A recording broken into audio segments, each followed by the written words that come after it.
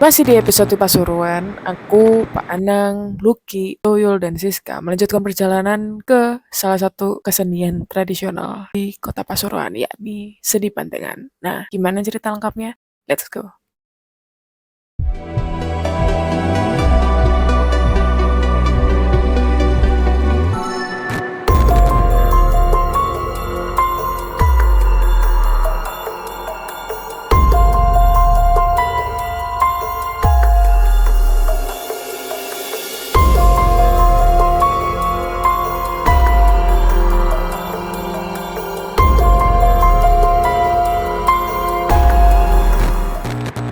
Welcome back lagi, selamat datang di channel Rahmawati Rire di sini. Dan sekarang aku lagi ada di Pasuruan, tepatnya di kesenian Bandengan dan Pencaksilat Putro Kencono dan Putri Kencono. Dengan narasumber kita di sini, Bapak siapa namanya? Bopo Anton. Bopo Anton. Bopo Anton ini sesepuhnya Iya. untuk Pendiri dari Putro Kencono. Pendiri dari Putro Kencono. Nah, ini saya berkesempatan di sini sangat luar biasa sekali, Pak. Terima kasih untuk ini ya sebelumnya. Sebelum kita mulai, jadi ini benar-benar spesial sekali karena ternyata saya juga baru tahu setelah tadi sedikit ngobrol sama Bopo, itu ternyata di seni Bandengan sendiri yang bisa menyatukan putri dan putro Kencono itu hanya di sini. Nah, untuk lebih jelasnya kayak gimana, guys? Nah, sedikit aku kasih tahu. Jadi seni Bandengan itu seni khas tradisi Jawa Timur. Dan lebih tepatnya di area apa? Singosari dan sekitarnya kayak gitu. Nah, kayak gimana jelasnya? Nah, ini ayo kita tanya-tanya sama Bopo. Jadi Bopo bisa dijelasin singkat tentang kesenian Bandengan dan Pencaksilat ini berdirinya kapan, terus habis itu ya tadi juga seperti ini satu-satunya Bandengan yang mempersatukan beberapa khususnya khodam, baik itu dari Bandengan sendiri dan juga dari Caplokan. Dari Caplokan. Nah, mungkin bisa dijelaskan sedikit tentang seni Bandengan itu apa, atau seni Caplokan itu apa? Mungkin penonton juga mungkin kurang mengerti. Monggo, silakan Bopo. Untuk kesenian Bandengan sendiri, kita mengikuti budaya yang pernah didirikan di Kerajaan Singosari pada waktu itu, dan kita sebagai generasi muda, khususnya wilayah Jawa Timur, monggo kita persatukan dari berbagai seni Bandengan, baik itu yang ada di wilayah Pasuruan, Malang, dan sekitarnya. Monggo kita mempererat silaturahmi, kita pegang erat persaudaraan, karena dengan adanya seni Bandengan yang sekarang lagi booming, mungkin ada di beberapa wilayah, monggo kita bersatu, kita wujudkan bahwa Indonesia itu bisa bersatu melalui seni dan budaya. Seni dan budaya. Dan khususnya untuk sekarang kita lagi take-nya itu tanggal 21 ya. Iya. 21 Januari. Nah, tanggal 27 itu ada kita perform di Singosari, khususnya di Dusun Kelampok Singosari. Kita hanya perform Putri Kencono, karena untuk Putro Kencononya masih dalam yang punya hajat, kita disuruh datang dengan Putri Kencono aja. Jadi untuk Putra Kencononya kita pending dulu, mungkin di lain waktu kita akan perform yang lebih besar. Dan ini sedikit info dari Putro Kencono kemarin, itu ada dukungan dari Bapak DPRD Kabupaten Pasuruan, bahwa kita bulan 4 insya Allah setelah Hari Raya, kita mau mengadakan Festival Bandengan seluruh Kecamatan Tutur. Wow, Kecamatan Tutur yang di Pasuruan ini di Pasuruan ini. Dan informasi juga ya, jadi kayak kalau mungkin kebanyakan orang ngertinya perform Bandengan itu kebanyakan putro-putro. Iya. Nah, ini satu-satunya ya, Pak ya. Sebenarnya banyak, Mbak. Sebenarnya banyak, bukan hanya di Putro Kencono aja yang ada putrinya. Cuman dari kita sendiri, kita tidak menutup kemungkinan dari seni bandengan yang lain bisa merakup Putri Kencono kita, walaupun itu dalam perform yang berbeda. Kita siap untuk datang, kita siap untuk berkolaborasi, karena apa? Tujuan kita cuma satu, kita mencari persaudaraan. Cuman itu. Kata kuncinya di persaudaraan. Iya, persaudaraan. Jadi memang karena memang budaya kan memang untuk mempersatukan perbedaan itu ya. Kalau orang-orang yang belum tahu ya memang ada ritual-ritual khusus ya untuk seperti itu gitu. Tapi ya itu salah satu bentuk menyatunya manusia dengan alam, itu juga bisa terwakilkan dengan ritual-ritual khusus itu gitu. Jadi nggak mungkin kayak klinik-klinik kata apa, nggak kayak gitu. Itu hanya sebagai dari banyaknya tradisi yang Indonesia punya seperti itu kan. Dan salah satunya itu di sini juga ya seni bandengan itu gitu. Karena kan memang erat kaitannya Pak ya. Kayak sangat erat Mbak, sangat erat sekali dengan ritual-ritual khusus. Khususnya kita berinteraksi dengan alam. Tetapi tetap semuanya kita pasrahkan kepada beliaunya, junjungan Nabi kita, Nabi Muhammad, dan Allah Subhanahu wa Ta'ala. Karena tanpa ridho dari Allah, kita tidak akan bisa untuk melaksanakan semuanya. Dan satu lagi, kita membakar dupa, bukan berarti kita menyepelekan yang Maha Kuasa. Tetapi kita minta restu, kita minta doa, kita minta keselamatan, kita minta semuanya. Jadi supaya semua kegiatan dilancarkan, dijauhkan dari bala. Dan ini simbol dari wewangian. Cuman itu aja. Jadi tanpa ada maksud-maksud yang berkonotasi negatif atau klinik atau apalah, itu sebenarnya enggak. Itu sebenarnya bagian dari tradisi yang memang turun-temurun kayak gitu. Turun-temurun. Karena memang di luar sana Pak, memang kebanyakan yang kayak memandang bahwa oh ini sebuah penyesatan atau apa seperti itu. Padahal ketika ditarik ke sejarahnya juga dari dulu ini juga sudah ada tradisi seperti ini gitu.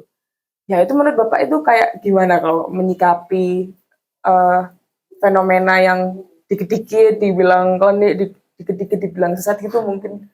Sebenarnya tergantung dari hati nuraninya masing-masing Pak. Di mana kita berpijak, sebenarnya disitulah kita seharusnya menengadah kepada Allah.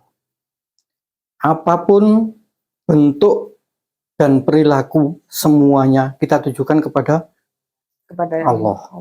Tidak ada kita bermaksud kita minta bantuan kepada jin A, jin B, jin C, kita tidak pernah. Semuanya hanya kita pasrahkan kepada Allah. Dan di saat kita membakar dupa atau wewangian, kita pun juga tetap kita minta persetujuan daripada Allah. Betul sekali. Karena itu adalah simbol dari umat manusia, di mana kita harus menyatukan hati kepada Allah, kepada alam, dan kepada semuanya. Nah ini 1 tahun ya Pak? 1 tahun. Baru 1 tahun kesenian bandengan dan pencaksilat Putro Kencono ini akhirnya punya surat nomor induk nomor induk dari 1 tahun dari seni bandengan itu. Jadi ibaratnya kayak udah dikonfirmasi nih dari pusatnya, ini sudah mendapatkan legalitas. Iya, legalitas gitu. Keren banget sih, keren banget. Karena memang aku terakhir nonton bandengan itu waktu di Pujon Pak, di Pujon itu, dan memang kerasa sih maksudnya kayak betapa menyatunya antara manusia dan alam itu benar-benar jadi satu. Jadi aku ceritain singkat kenapa kok bisa akhirnya ketemu sama Popo di sini, karena memang mungkin sedikit kayak flashback lagi Pak di pengalaman saya, karena terakhir itu 2000 berapa tuh 2015 kalau nggak 16 itu ngelihat itu kayak, tapi belum sempat yang ngobrol-ngobrol tanya-tanya kayak gitu, karena kan biasanya kalau sudah perform kayak gitu kayak ya udah capek kan, jadi makanya ini datang duluan, kita podcast dulu, ngobrol-ngobrol tentang seni bandengan itu kayak gimana. Nah, terus ya udah ngeliat performnya langsung gitu. Jadi memang keren banget. Dan untuk event berikutnya bulan April ya Pak ya? Bulan April. Bulan April. Tapi untuk yang di seni bandengan itu ada nggak sih yang kayak acara 1 tahunan sekali atau untuk berapa bulan sekali itu, ada nggak yang khusus Mbak. itu? Ada. Ya? Kayak Suro itu kan ya ini. Di saat kita menginjak ke 1 Suro, nah itu biasanya kita hanya berkumpul. Kita berkumpul, kita panjatkan sebuah doa kepada Yang Maha Kuasa agar semua perjalanan dari mulai A sampai pada akhirnya kita mendapatkan restu dan tidak ada bala sedikit pun. Dan di awal atau di akhir puasa biasanya kita mengadakan tren. Tren? Ya, tren dalam artian kata kita istilahnya latihan keseluruhan. Jadi untuk kegiatan akhir di awal puasa. Setelah itu kita tidak ada kegiatan sama sekali. Cuman kita ada kegiatan biasanya sama-sama dari keorganisasi, keanggotaan, kita ajak sama-sama untuk membuat takjil bersama. Kita jual takjil bersama. Kita juga menghibur masyarakat. Tapi kalau untuk yang sebelum Suro itu apakah hanya Putra Kencono dan Putri Kencono atau seluruh paguyuban bandengan di Malang sekitarnya? Kebanyakan itu dari setiap organisasi bandengan. Itu mempunyai kegiatan sendiri-sendiri. Iya. Jadi ada di lingkupnya sanggarnya masing-masing. Biasanya seperti itu. Tapi itu sebelum Suro itu. Sebelum Suro. Nah, kalau pas Suronya sendiri itu apa yang dilakukan?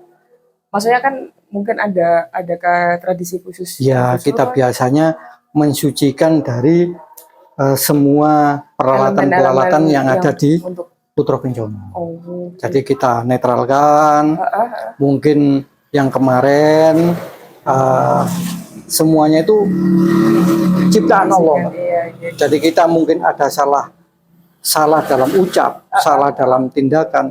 Jadi kita minta perlindungan dari Allah, kita minta permintaan maaf kepada Allah melalui pembersihan dari alat-alat yang ada. Dan itu di mana Pak? Itu biasanya di Jolotundo apa bukan? Enggak, biasanya di sanggar sendiri. Oh, di sanggar sendiri. Soalnya kan mungkin kayak ritual yang sudah umum itu kayak di sumber-sumber kayak di Jolotundo atau di ini enggak harus ke sana ya, tapi enggak harus ke sana. Cuman biasanya kalau ke Jolotundo itu kita cuman mensucikan diri, Mbak. Jadi kita membersihkan diri, kita mensucikan pemikiran yang jelek, kita buang. Gimana caranya kita melangkah ke depan yang lebih baik. Biasanya seperti itu. Nah, kan di sini kan ada beberapa elemen ya. Mungkin bisa dijelasin sedikit, Pak. Maksudnya kalau yang itu apa? Kan ini waktu tadi aku coba angkat itu ada yang material kayu. Iya. Ada yang material kayak kardus itu. Maksudnya nggak kayu semua gitu. Iya. Nah, itu untuk material yang dari kayu, khususnya seperti ini, seperti caplokan ini. Caplokan. Ini itu kayak kepala naga. Kepala naga. Iya. Oh, kalau yang caplokan ini unsurnya kepala naga. Iya. Kalau yang itu nanti beda-beda ya. Beda-beda. Kepala naga. Nah, ini biasanya juga dipakai untuk kalapan. Ya, jadi tidak ada perform tarian dari caplokan. Yang ada perform tarian itu hanya bandeng. Kalau caplokan hanya untuk kalapan. nah bedanya kalapan sama caplokan itu apa? Pakemnya apa ini? Kalau kalapan itu kan salah satu dari peserta kesenian itu kan kerasukan, Mbak. Oh, kalau caplokan? Enggak. Sama. Oh, sama. Sama. Cuman khodamnya beda-beda. Oh iya tadi juga Bapak sempat bilang ya. Ini satu-satunya bisa menyatukan dari khodam caplokan sama khodam bandengan. Oh. Nah, itu aku juga spesialisnya baru tahu, itu. Iya. Itu aku baru tahu, guys. Aku tadi sempat dikasih tahu. Jadi khodamnya itu bisa nyatu itu. Karena biasanya kalau khodam dari caplokan dijadikan satu dengan bandengan, biasanya terjadi benturan. Kayak benturan energi. Ya. Jadi biasanya tidak ada yang mau mengalah. Oh, jadi adu kuat gitu ya? Adu kekuatan. Tapi alhamdulillah di kubunya Putra Kencono kita bisa menyatu. Wow. Nah ini kalau ini kan sosoknya naga. Nah kalau yang itu apa Pak? Kalau ini Bujang Ganong. Bujang Ganong. Oh, oke. Bujang Ganong. Iya, Bujang Ganong. Oh.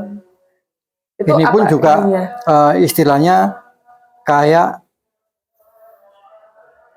tarian sejenis leak. Oh, tapi versi yang di Jawa. Di Jawa ya.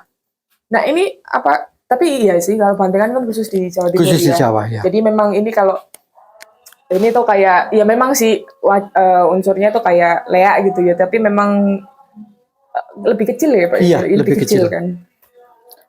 Dan untuk kalapannya biasanya hanya menari-menari aja. Oh iya ya, tadi yang Bapak tunjukin ini videonya aku puterin ya guys. Jadi kalau yang untuk putrinya gerakannya itu hanya untuk menari ya Pak ya? Iya. Untuk ininya, nggak yang kayak apa Pak tadi? Kayak nggak ada yang caplokannya itu ya? Iya, kalau caplokan kan iya, dibandil itu. Oh iya, di apa? Stuck ya, kayak di apa ya? Pecut ya. Bukan istilahnya dibandil, Mbak. Dibandil. Iya. Oh iya. Tuh. Tapi kalau yang untuk Putri Kencono enggak ada kayak gitu. Jadi enggak kita performkan untuk yang kalapan. Cuman sebagai penari aja. Ya kalau kalapan sendiri tuh artinya tuh kayak kalap gitu ya. Jadi kayak unsur manusia yang kalap atau unsur. Jadi unsurnya manusia yang istilahnya dimasuki oleh khodam. Dan itu sifat-sifat yang dari untuk manusianya sendiri enggak sadar. Dia digerakkan seperti apa dia enggak sadar. Iya, dan itu karena ya sudah bukan dirinya sendiri. Bukan dirinya sendiri. Sedangkan kalau yang caplokan ya Pak? Iya, kalau caplokan masih enggak lepas kontrol gitu, apa juga lepas kontrol juga Pak? Lepas kontrol. Lepas kontrol juga. Makanya kita harus selalu waspada untuk menjaga. Jadi jangan sampai si A yang sudah kerasukan kita lepas, pasti dia akan pergi. Oh, gitu. Iya. Nah itu untuk kalau misalnya caplokan dan kalapan itu berapa orang untuk ini? Tergantung dari khodam yang datang. Oh gitu, jadi beda-beda. Beda-beda. Jadi nggak bisa kita gitu, ya? Kita langsung harus 5 orang, 4 orang nggak bisa. Kadang-kadang 15 orang pun sekali kita pecut datang semua. Iya sih. Emang dan itu yang bikin riuhnya itu di situ gitu. Betul. Dan tiap tempat itu kan beda-beda. Beda-beda. Jadi yang penting harus siaga ya. Lah maksimal yang paling banyak itu yang pernah dipertunjukkan itu berapa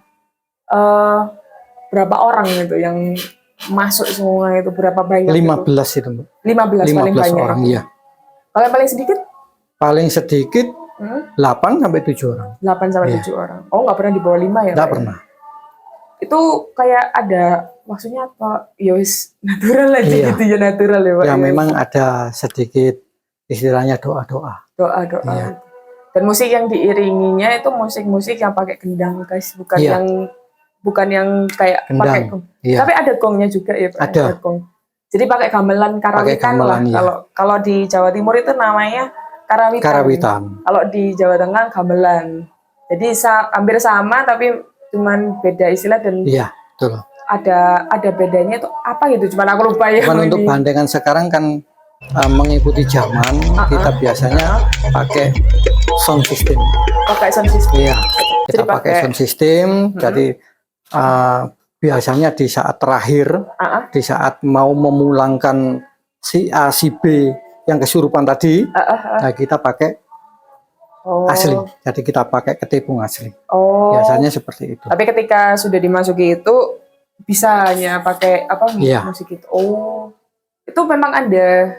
Ya memang ada satuan unsurnya ya, soalnya kan juga dari instrumennya, kendang dan segala macam itu kan juga dari unsur alam, bukan yang elektronik kayak musik-musik Disney kayak gitu kan. Iya. Wah itu keren banget sih. Nah ada cerita pengalaman menarik apa Pak? Kira-kira waktu dari kurun waktu setahun itu ada nggak yang berkesan banget lah menurut Bapak? Ayo menurut Bobo. Yang berkesan biasanya itu di salah satu tempat. Biasanya kan kita datang sebelum acara dimulai. Biasanya kan kita 1 hari kita datang ke sana, kita memperkenalkan diri kepada sesepuh. Sesepuh teman. Nah, biasanya di saat kita itu lupa, lah pada waktu perform, pada waktu kalapan, ada saja yang biasanya mengganggu. Ikut mengganggunya, ikut kesurupan juga apa? Bukan, dalam arti kata jahil kayak gitu tuh. Jahil. Jadi ada istilah adigang, adigung, adigunu. Biasanya seperti itu. Dengan istilah gini. Sopo sih bopo nih? Tak coba sih. Nah, itu. Biasanya seperti itu. Jadi kayak mau sparring lah ya. Makanya yang lebih baik itu sebelum kita perform, kita tinjau lokasi, kita mempertanyakan sesepuhnya di desa itu siapa.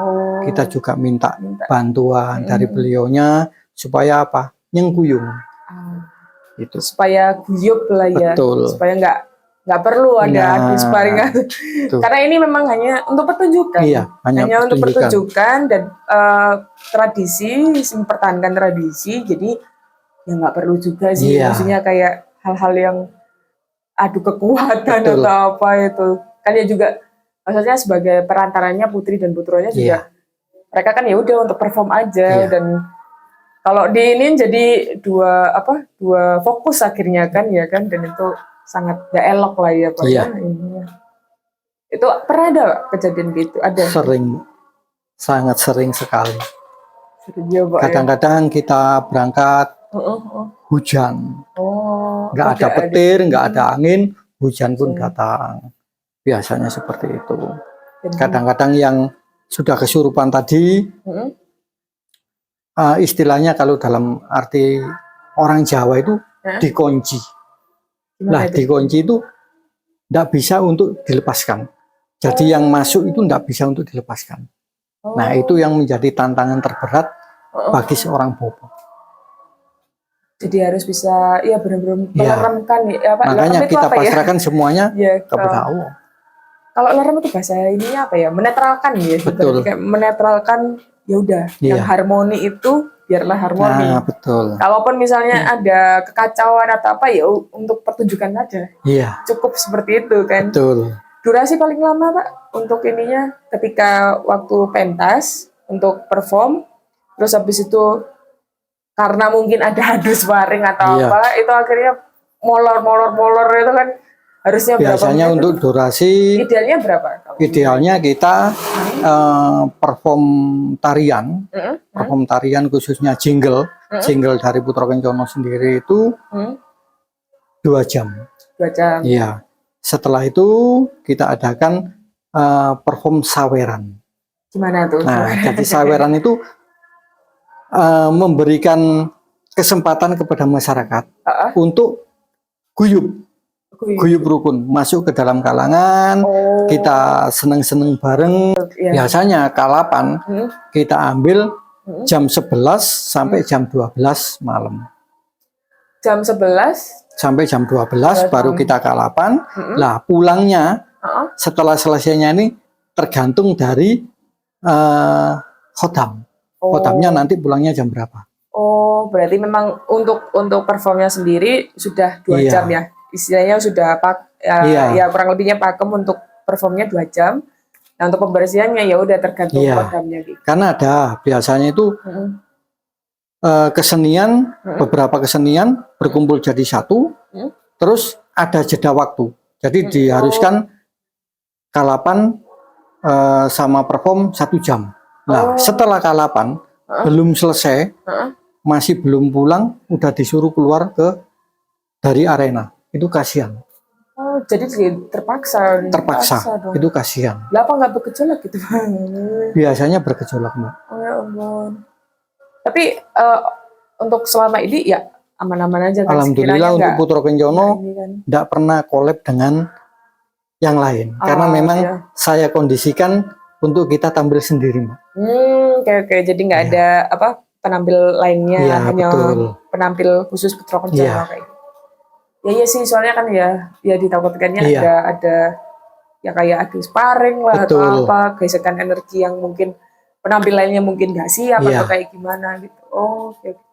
Nah, kalau untuk penontonnya sendiri kira-kira mungkin ada nggak sekiranya kayak saran atau sekiranya kalau mau nonton seni bandengan itu kayak tadi kan misalnya kayak ya udah nggak usah lah istilahnya pengen adu sparring atau apa, kayak ya udah menikmati aja performnya. Kira-kira ada nggak yang mungkin penonton mungkin pengen nonton seni bandengan, ada nggak kira-kira Bapak mau kasih saran buat penonton-penonton yang kalau misalnya nih nonton seni bandengan itu ya udahlah nikmatin. Yang penting untuk penonton itu suitan, istilahnya pakai livery ataupun apapun, alat apapun bebas. Yang penting tidak boleh baper.